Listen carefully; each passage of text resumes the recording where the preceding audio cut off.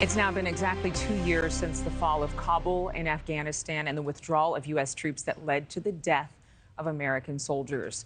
Now, shortly before the Taliban took over the capital city, NewsNation had the first interview with then Afghan ambassador to the U.S., Adela Raz. She warned about the situation there on the ground. She called the withdrawal of troops quick, saying it created consequences. We can certainly say the lives of those lost are one of those consequences, but that's just the beginning.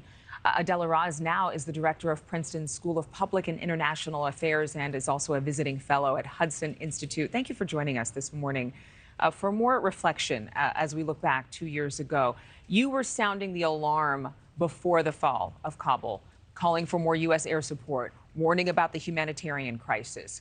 What exactly did we, and when I say we, all involved in this withdrawal, do wrong? I think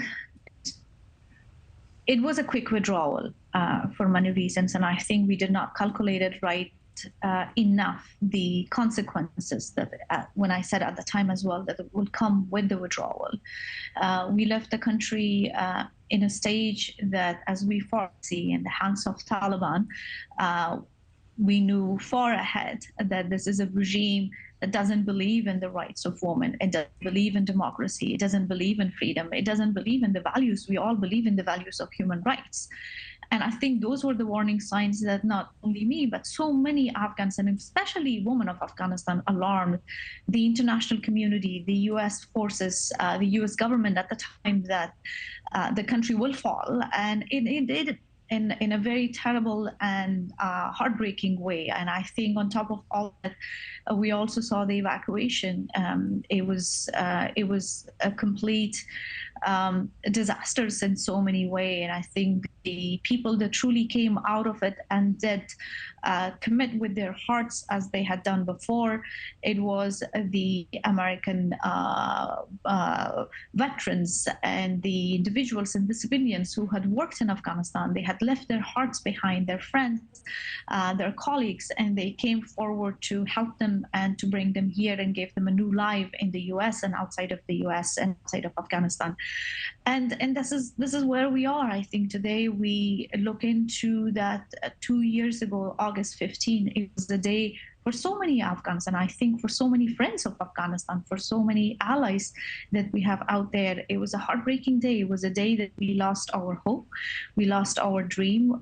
We completely got disoriented for quite some time to really figure out what's happening, and it's sad. It is sad now. You look back, it's an extremist, radicalist regime in power, a regime that we bashed it for 20 years, and we call them terrorist groups.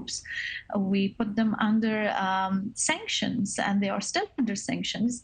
But here they are, and I think the claim they make, it's even more challenging. They say they defeated the U.S., they defeated the Western world, they defeated That's democracy. what they're bragging that they did that, because obviously there's a lot of ego that goes into being a part of a group like the Taliban. But I think that one of the most disturbing images for me is when they stormed the royal home and the royal palace, and the president, Ashraf Ghani, fleeing and basically essentially surrendering to the Taliban. There were so many questions about whether the government there, Afghani government, was actually doing things like trading weapons with the Taliban in order to get money, and that there was corruption at the highest level. Could the U.S. have confronted the culture in Afghanistan? Could the U.S. troops could have confronted what was going on behind the scenes in spite of being present there? I think this is the right question to ask, and it's the right of every American citizen to ask this question, because it's true. The president at the time, and as we all see, and we still have not forgiven him for that decision he made at the time to leave the country and as you said, surrender Afghanistan to the Taliban. But there was also fact and truth to, in a sense, that the people of Afghanistan, the Afghan security forces, they were always honest and they were always fighting. The corruption was definitely at the highest level. It was definitely one of the factors that contributed into the failure. But this was not the only reason. I think the complications started when we started to move ahead with the Doha process, and I think this was where things got more gray and more complex, and on top of it, for Afghanistan having leaders, including President Ashraf Ghani, that did not stand with the people of Afghanistan, that did not stand to defeat Taliban. And here we are. I think I always say it's a collective failure on all of us, because